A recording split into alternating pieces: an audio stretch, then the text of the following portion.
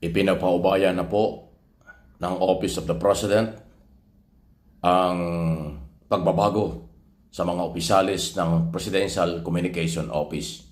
Kinumpirm po ni Secretary Lucas Bersamin, Executive Secretary, na nasa kamay na ni Secretary J. Ruiz kung paano ang pagpapalit ng mga YOSEC, ASEC, Director at iba pang mga dating opisyal na hawak ng mga nakaraang PCO Secretary. Pero ito po ang inyong pakatatandaan. Iyak dito ang mga DDS na naunang umaray, naunang nagagalit. Hindi po mawawala. Sa halip, mananatili at mataas ang kumpiyansa ng Office of the President. Mataas ang tiwala ng Office of the President kay Communication Undersecretary Claire Castro. Maliban sa siya'y bago, ay tama naman po ang kanyang ginagawa. Sa assessment po ng Malacanang Office of the President, tamang-tama ang pagdating ni Atty. Castro. Kaya niyang makipagsabayan, kaya niyang sagutin ang mga batikos ng nakaraang administrasyon at ng mga kritiko ng pamahalaan ni Pangulong Marcos. At yan ang matagal na pong hinahanap ng ating Pangulo. Wala lang pong makagawa, hindi ko nga alam kung bakit hindi yan ginawa ng mga opisyalis ng Presidential Communication Office.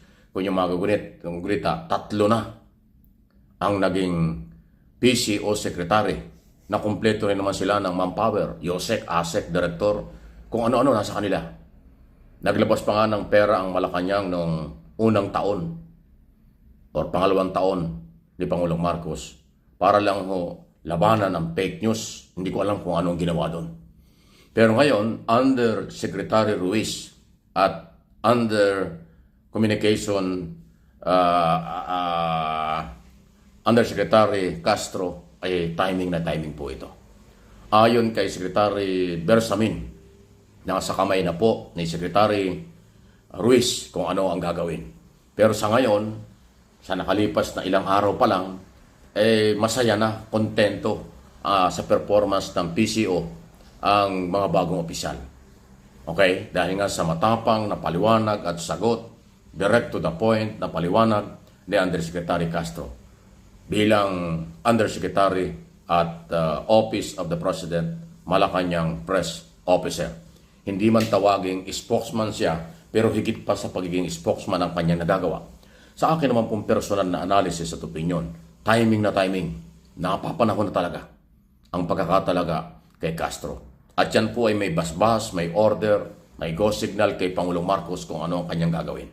Napakaganda po ng galaw. So yun naman pong mga dating opisyal o kasalukuyang opisyalis, mga YOSEC, ASEC, Director ng PCO, ibigyan naman yun ng pagkakataon ng bagong sekretary na makapili ng pwedeng makasama niya. Normal lang naman yan. Pagbago ang sekretary, pinagre-resign ng mga appointee or mga mataas na opisyalis na under na sekretary para naman yung bago makapili ng mga taong pwede niyang pagkatiwalaan at makakatuwang niya. Parang sa DOTR din, di ba? Nung mag-resign si Secretary Bautista, nag-take over si Benz Dizon bilang new secretary, pinag-resign niya ang lahat ng opisyal. Ilan na? Yung sa courtesy resignation na, sir, yung explanation yung Opo. kanina, pati po makulit. Alin? Yung Yung sa sa courtesy resignation ng PCO officials, sir. What about it? ano po yung reason, sir? Usually gano'n naman talaga kasi we're all presidential appointees here. So, para lang sa amin naman, kumbaga, siyempre, free hand sa pagpili ng ating mga kasama. Mahirap din po kasi, siyempre, dapat pagkakatiwalaan mo. Kasi kung hindi mo kasama, hindi mo naman sila kakilala. So, of course, as secretary, dapat dalhin mo rin yung sarili ng tao. And then, of course, i-assess mo rin yung mga proseso at sistema sa opisina. So, sa akin lang, siyempre, walang personalan. Marami po kasi tamaan, diba? Hindi naman to maraming posibleng tamaan. Siyempre, i-assess natin kung ano yung nagawa nila, kung ano ng bawat opisina. Proper evaluation. Kumbaga, kahit naman sa ordinary na kumpanya, diba? may bagong pasok, alam mo, ano ba nagawa nito? Maganda ba ito? Nagawa niya o hindi? Sec, ilan na po yung nag-comply? No, galing po it was the executive secretary. There were orders na kinakailangan natin gawin dahil kailangan niya ng pagbabago. At ang pagbabago po na yon, syempre, kailangang simulan sa mga tauhan ng PCO na hindi po nakakatulong sa ating Pangulong Bongbong Marcos bagkus nakakasama pa. Bakit? Unang-una, may favoritism. Pangalawa, may palakasan. Pangatlo, parang gusto po nilang kontrolin ang PCO at kontrolin ang mga, kumbaga alam niyo yung namimili lang sila ng mga makaka-access sa Malacanang, sa ating Pangulo. Hindi po dapat gano'n, 'di ba? Dapat katulad ng mga nakikita natin sa ibang bansa, yung mga vlogger patas. Sa ibang mga lugar, patas yung vlogger eh. Kung ikaw ay vlogger ka, patas kayo, pantay-pantay kayo.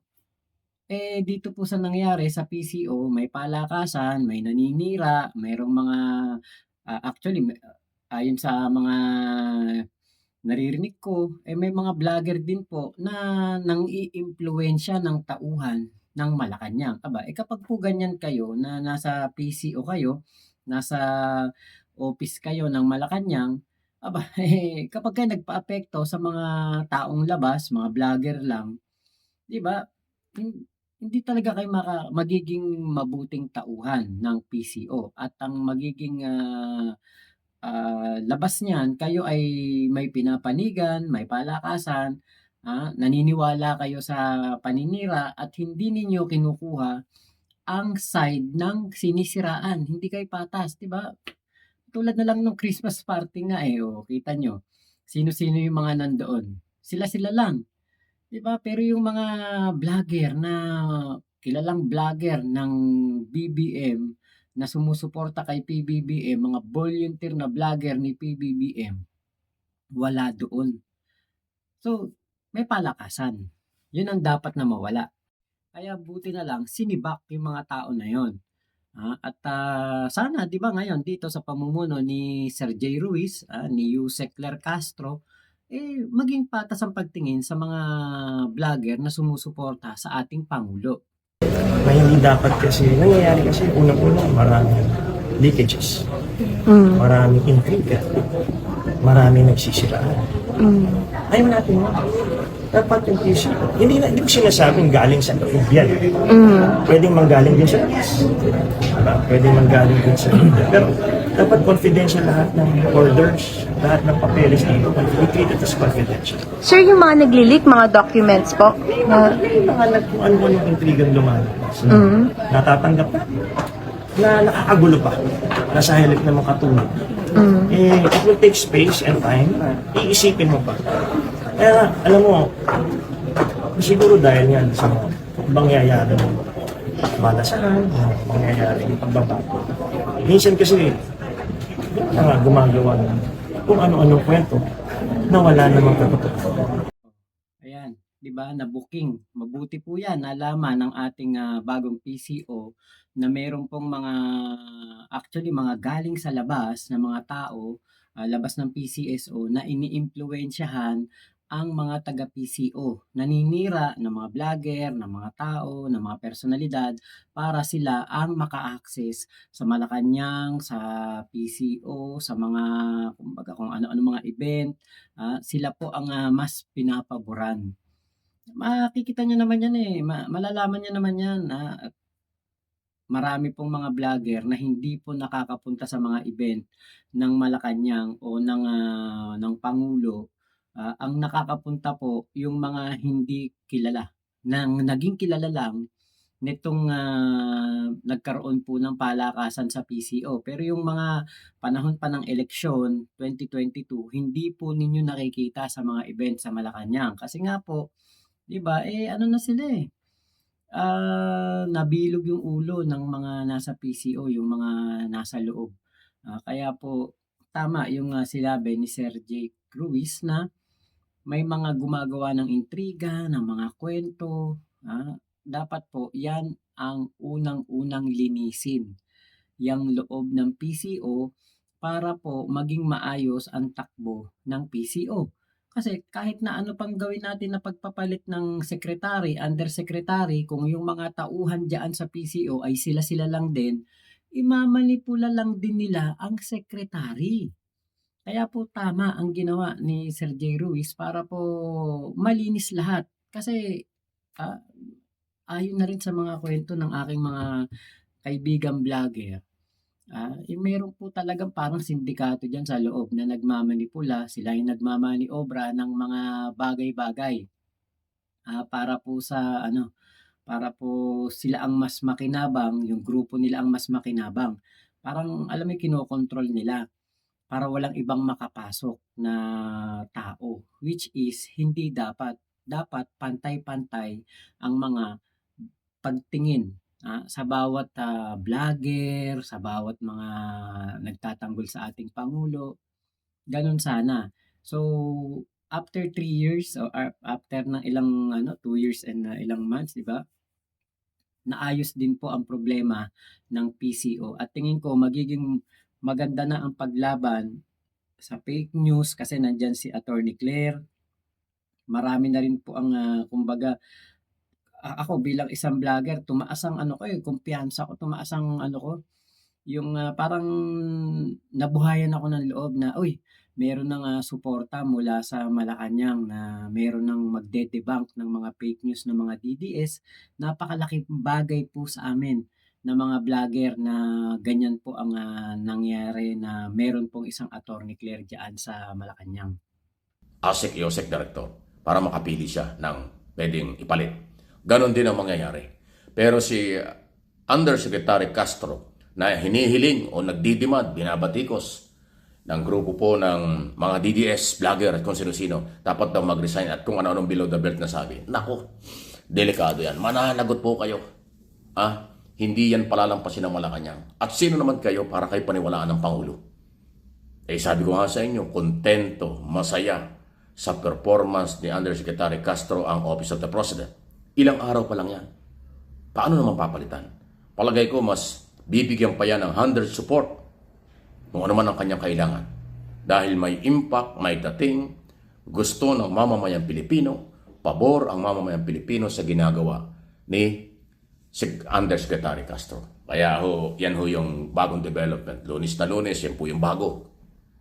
Papasok pa lang sa pang 1 week ngayong linggong ito ang tandem ni Ruiz, Secretary Ruiz at Yoseng Castro. Pero so far magiging maganda yan. Pati nga yung mga Malacanang reporter, nakakausap ko rin yung ilang Malacanang reporter na mga kaibigan ko rin.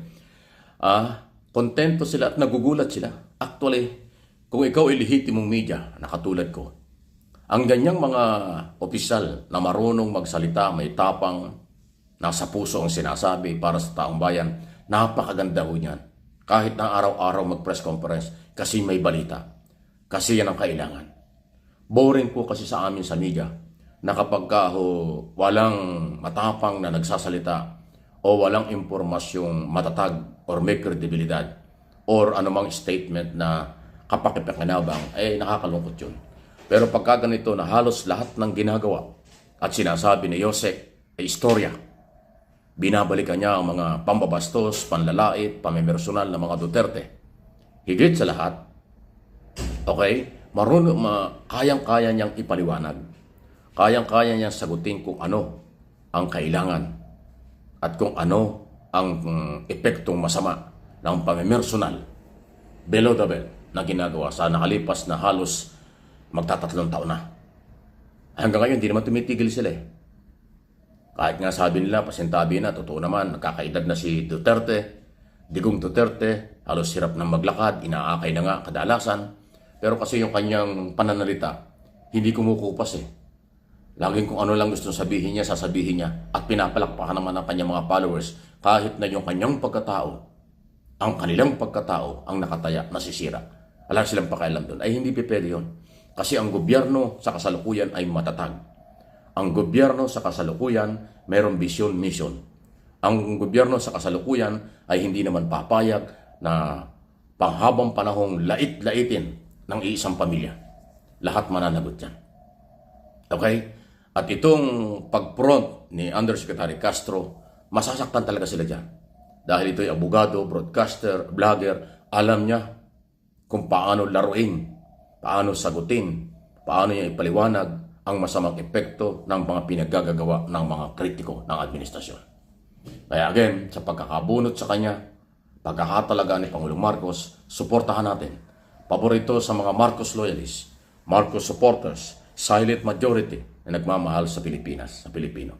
Yan po yung aking analysis at opinion tungkol dyan. Mas kailangan pa. Ako nga, ang tingin ko, dagdagan pa. Dagdagan pa ni Undersecretary Castro ang mga paliwanag at pagdidiin sa napakaraming panlalait below the belt na ginawa ng pamilyang Duterte. At lalo tigit, pati mga vloggers, troll, dapat panagutin sila. No one is above the law. Lagi kong sinasabi yan. Ignorance of the law excuses no one. Meron silang responsibility and accountability kahit nasa pribadong sektor. Ay, nung isang araw lang may nag-forward sa akin ng mga DDS vlogger, grabe, below the belt ang kailang mga pinagsasasabi. Walang respeto sa gobyerno at sa mga opisyalis ng pamahalaan. Meron kayong pananagutan. Huwag kayong magtapang-tapangan. Si General Torre lang ang inyong katapat. Dahil si General Torre ang nagpapail ng mga kaso laban sa mga sobrang nagbabanta, nanlalait at namimersonal sa mga government public office. Please like, share ng video ito. So, di ba po, napakaganda na merong isang Yusek Claire Castro dyan po sa PCO. Dagdagan pa ng isang Sergey Ruiz na dati pong, kumbaga, nasa broadcast industry. Di ba? Alam nila ang galawan, alam nila kung ano kanilang gagawin. Kaya nga 'di ba unang araw pa lang, pagsabak pa lang ni Attorney Claire, alam niya na kung ano isasagot niya sa media, alam niya na kaagad kung ano ang kanyang trabaho. Hindi yung katulad ng iba na nangangapa, hindi katulad ng iba na hindi alam kung ano ang gagawin. Hindi natin sinasabi na walang kwenta yung mga dating sekretary at yusek ng PCO. Pero ang sa atin lang, 'di ba, meron ng tamang tao doon sa posisyon na yon. Merong tamang tao para doon sa opisina na yon. At ito po ay malaking tulong sa ating Pangulong Bongbong Marcos, lalo pa yung pinaplano nito nga si nitong si Sergey Ruiz na magkaroon po ng regulatory board para po sa mga vlogger, para makontra ang mga fake news. Yan ang pinakamaganda. 'Di ba? Pinakamaganda yan. Yan ang tamang-tamang gawin. Kasi po, alam nyo, sa totoo lang, sa Singapore, ay inumpisa na po nila yan. Meron po sila doon yung POFMA, basta yung patungkol po sa mga fake news o fake information. Sila na po mismo nagte-take down, sila na mismo ang nagtatanggal sa mga social media platform, pinaparusahan ang mga gumagawa ng disinformation, mga nanloloko, sa SOCMED, sila po ang kumikilo. So, pag po nagkaroon tayo ng katulad sa Singapore na yan, di ba napakalaking tulong po nito sa ating gobyerno? Kasi kung makikita po ninyo ngayon sa SOCMED, napakarami pong fake news. Napakarami. Ito lang, sa pagkakaupo lang ni Sergey Ruiz, ang dami pong mga fake mga statement, mga maling information na meron ako nakita nga para daw tumama sa loto si Sergey Ruiz dahil nakakuha daw ng kontrata sa PCSO worth 206 million pesos pero kumpanya niya yon o yung broadcasting network ang nakakuha noon. At yung shares, pwede na pong pwede pong kumbaga parang iwe-waive niya para hindi po magkaroon ng conflict of interest. Nabanggit naman yan ni Attorney Claire Castro, nilinaw naman niya yan. Di ba? Yan po yung mga magagandang bagay na meron pong isang Yusek Claire Castro na ngayon ay sa tingin ko para siya spokesperson na rin, di ba? So, mas magaling itong si Attorney Claire kaysa kay Harry Roque, kaysa kay Panelo. Bakit? Kasi ang binibigay po nito ay tamang impormasyon sa mga Pilipino, yung totoong nangyayari, yung tama. Hindi katulad nitong, sila Harry Roque at nila Salsal Panelo noon na puro po ano, puro po depensa.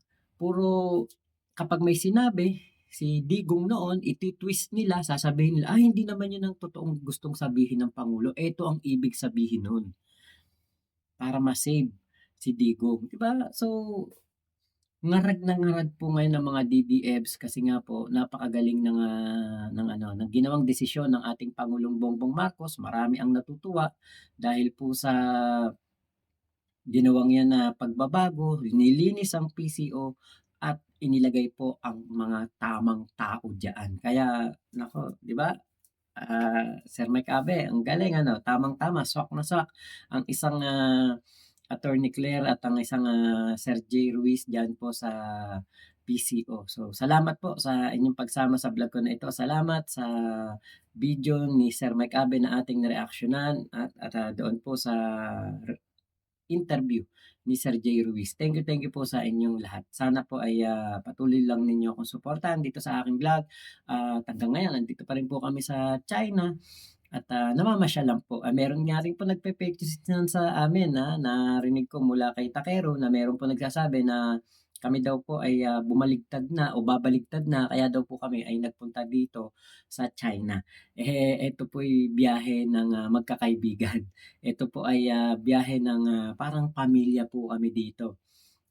Alam niyo yung meron kaming kasamang auntie, may kasama kaming mami, may kasama kaming mga parang mga kindergarten na ang kukulit, meron kaming kasamang mga kuya, meron kaming kasama mga ate. May kasama pa nga kaming teacher, si Glenn, si Munting Tinig. Kaya alam niyo po, puro espekulasyon lang lahat ng 'yan. Pero kami po na grupo namin na pumunta dito sa China, hindi po kami mag-iiba ng aming pananaw at ng aming lugar, ng aming pinagtatanggol. Yan ay ang ating Pangulong Bongbong Marcos hanggang matapos ang kanyang termino. So yun lamang po, maraming salamat. Ingat po kayo, Mama Chup Chup. Love you, love you. God bless us all, Pilipinas. God first.